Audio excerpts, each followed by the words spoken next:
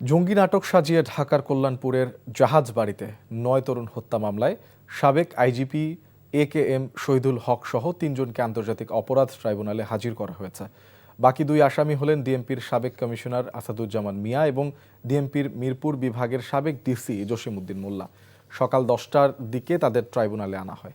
তদন্ত সংস্থার আবেদনের পরিপ্রেক্ষিতে গত ২৪শে মার্চ এই ৩ জনকে জাহাজবাড়ি হত্যা মামলায় গ্রেপ্তার দেখানোর আদেশ দেয় ৩ সদস্যের আন্তর্জাতিক অপরাধ ট্রাইব্যুনাল।